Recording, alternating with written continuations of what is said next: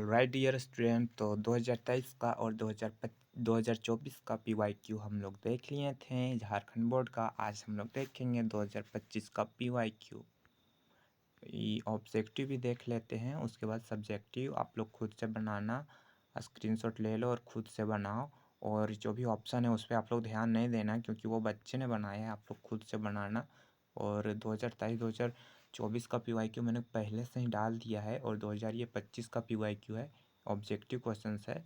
उसके बाद आपको सब्जेक्टिव क्वेश्चन देखने को मिलेगा, तो आप लोग सिंपली क्वेश्चन देखो और खुद से स्क्रीनशॉट ले लो। उसके बाद एक कॉपी निकाल लो, उसके बाद बनाने का प्रयास करो लिख के।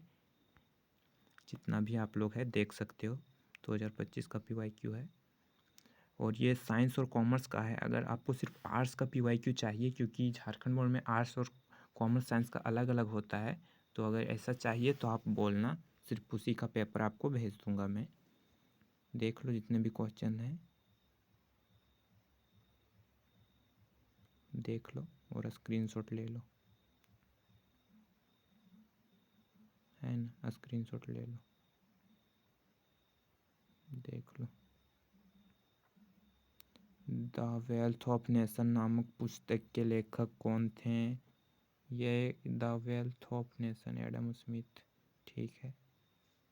उसके बाद राष्ट्रीय आय क्या है? निम्नलिखित में से प्राथमिक क्षेत्र की एक गतिविधि कौन सी है?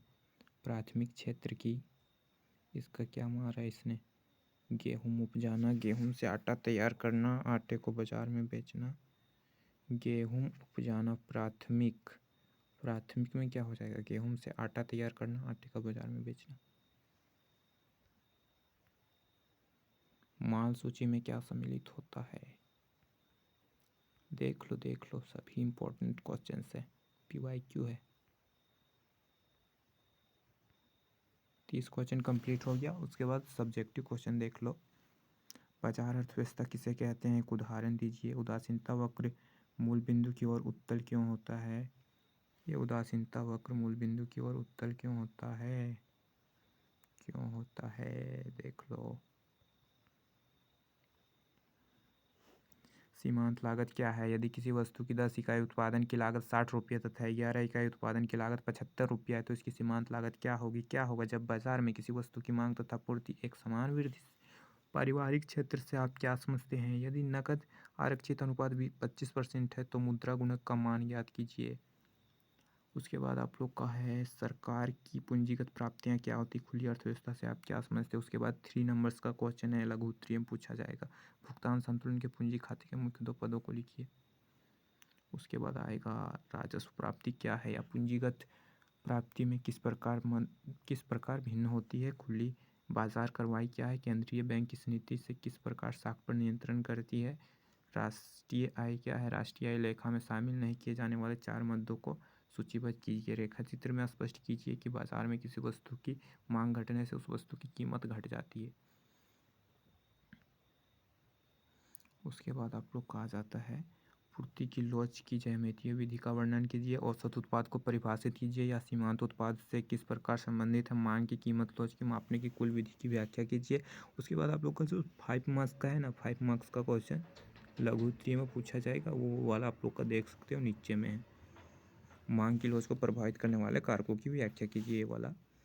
उसके बाद आ जाएगा आप लोग का उत्पादन फलन क्या है? एक उत्पादन फलन के कम पैमाने के करता है, प्रतिफल को प्रदर्शित करता है, उदाहरण से स्पष्ट कीजिए।